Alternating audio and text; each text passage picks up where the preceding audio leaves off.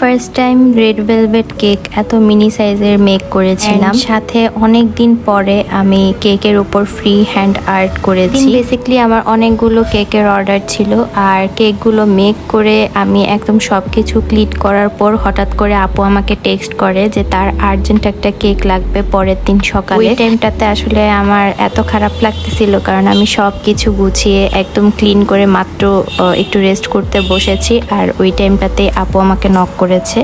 আর আপু এর আগেও আমার থেকে কেক নিয়েছিলেন, আর তিনি আমার রেগুলার ক্লায়েন্ট ছিলেন। উনি অনেকবার রিকোয়েস্ট করেছিলেন, সো আমার আসলে কেকের অর্ডারটা না নেওয়া সম্ভব হয়নি। পরে আমি আসলে কেকের অর্ডারটা নিয়েছি। জানতে পারলাম আপুর একদম মিনি সাইজের একটা রেড ভেলভেট কেক লাগবে, বাট ওই টাইমটাতে আসলে আমি ভেবেছিলাম রেড ভেলভেটের কোনো ইনগ্রিডিয়েন্টসে আমার কাছে অ্যাভেলেবেল নেই। তো আপুকে আমি জানিয়েছিলাম যে রেড ভেলভেট নেই, তো উনি অনেক কষ্ট পেয়েছিলেন যে তার রেড ভেলভেটই লাগতো। পরবর্তীতে আমি খোঁজাখুঁজি করে অনেক কষ্টে রেড ভেলভেটের ইনগ্রিডিয়েন্টস ম্যানেজ করেছিলাম ওই দিন রাতেই।